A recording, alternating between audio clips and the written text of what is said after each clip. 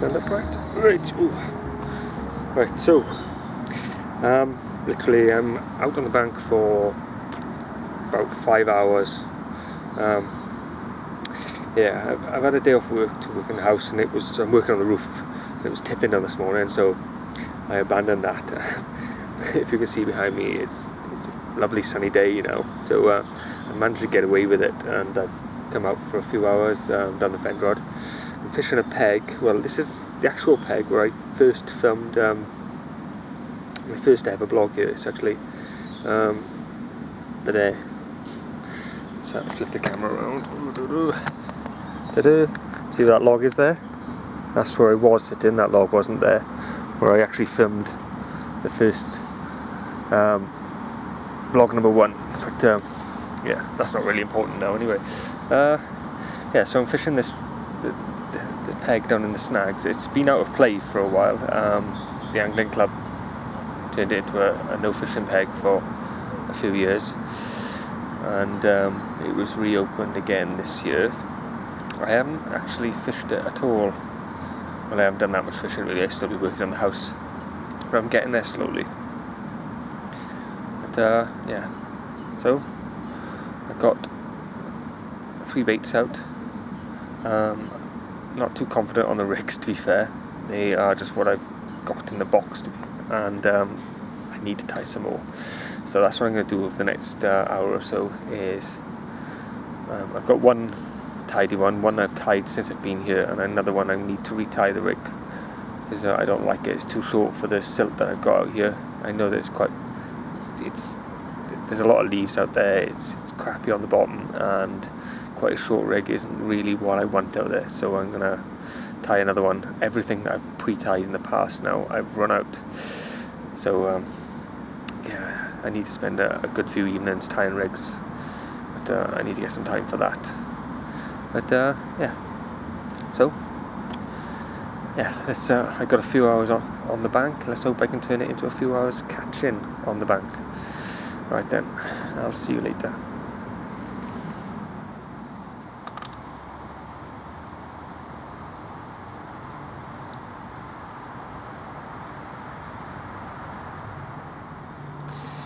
Right, so I thought I'd show you the longer rig that I've just knocked up. Probably won't focus in.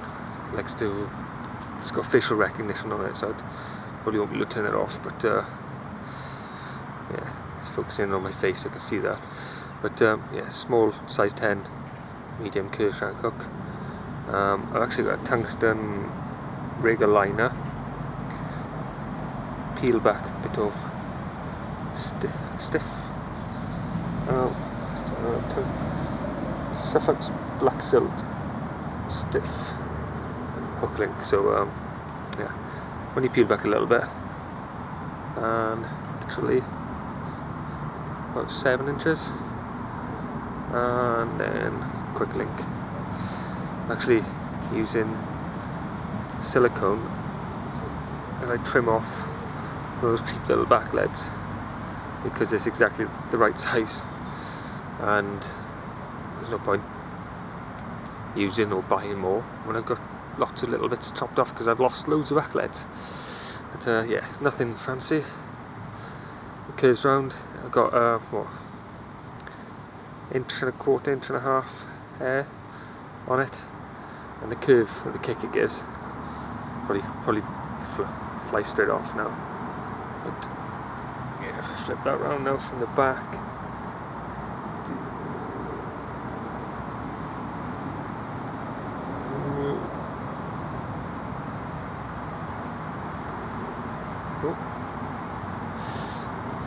Yeah, so pretty much now it's going to hopefully flip and turn at the right time. So let's get that out, get the shorter rig that I've got on in, and hopefully that'll catch me a carp, give me a reason for being here today. Right then, I'll see you later.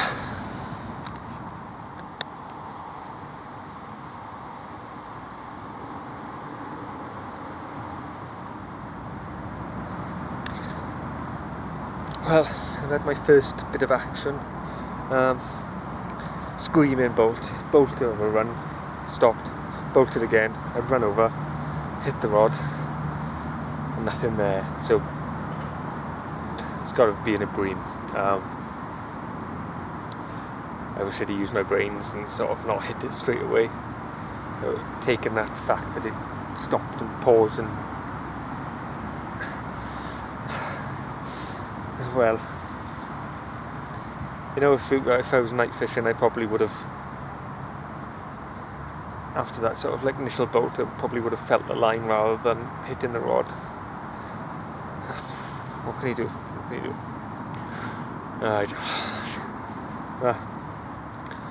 1-0 to the fish. Well, light's starting to fade. Probably got an hour and a half. Got to be off this peg before it gets dark. It's a day only peg now. So I've just rebaited, taken all the crap off the rigs. It's autumn now. The leaves are starting to fall from the trees, and that's literally all that's around me all day. There's just been leaves dropping all over the place. I was expecting it to rain. It hasn't done that. And the weather forecast said it was going to, so I've had the brolly above me all day, and all of it bing bing bing of leaves bouncing off the brollies. But well, anyway, let's just hope that fresh little bag of pellets and all of these now will provoke some kind of feed in.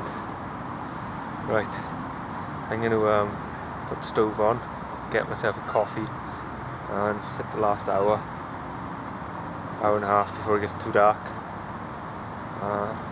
before it gets dark, and it'll be the end of my little day session. Hopefully there'll be a fish on the bank and make it worth my while, but if not, it's not too bad. It's a nice autumn afternoon spent on the bank. And that was a carp. Spot that.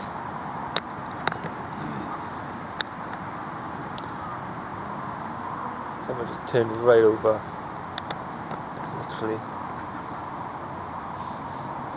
It's like 3 meters away from where I've just put a bait out.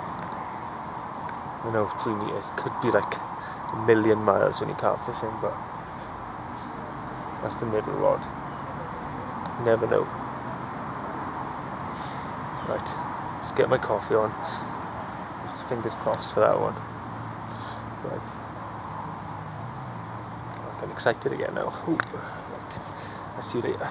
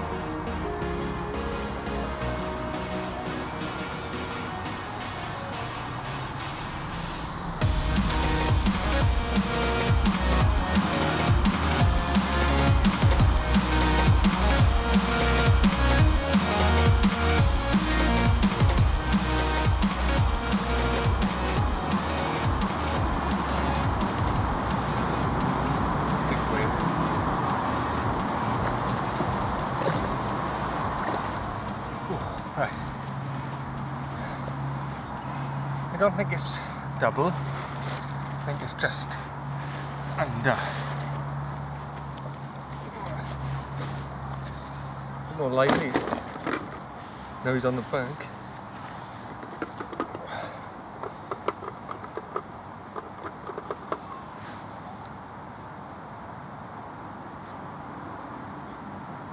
Yeah, he's coming up like that. Now settling on £9 exactly. So it's not too bad. Not too bad. There's loads of fish down there, Dan. Huh? There's loads of fish down there. Right down the end. Coarse, he's down there, right down the end. I know, I've been casting under arm. He's got to be about 20, yeah. But, there we go. Just lively little bream. This is where they go mental now on the back. Let's have a. There we go. Have a £9 Fendrod slab. Let's have a little photo of it and then get it back. Right. It's a proper old school looking bream. There we go. Right. Can't you take a photo for me? Yeah.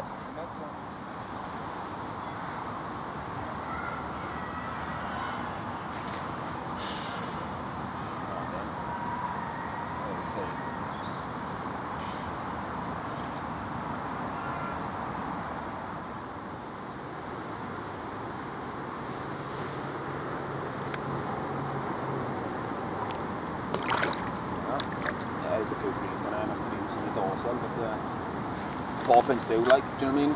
They don't come out before the winter, innit? Well, they would do it anyway, right? Do you mean? No worries. I just don't Daisy down there. Yeah. Well, I've got another bitter sort of sweet add-on to that bream. I just put that back. I literally, I hadn't even put the net head back on. The right hand, the left hand rod that I put out of the tree, it literally bent all the way around, was screaming. I picked up, I was battling with blatantly a carp, firing away it was, and then it just dropped dead. Nothing there. Reeled it in. It just snapped the rig on the overhand knot, leading to the swivel. I've never had one of those knots snap ever,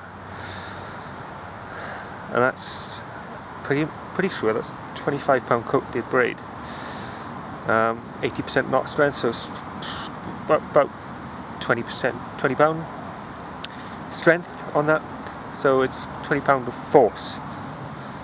Yeah. So potentially I've lost a big carp. On the consolation, a £9 bream.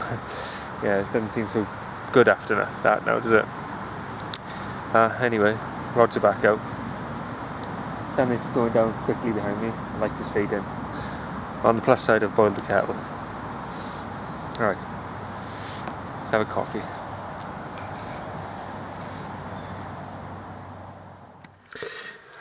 Ooh, so I'm in the car now.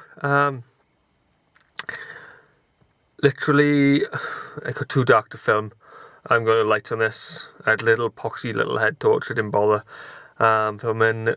I had another bream, and even though it was smaller than the other one, it was about 4 ounces smaller, so I didn't bother setting up both cameras because literally I was packed down. Everything was packed down. I quickly put it on the mat, give it a quick weigh.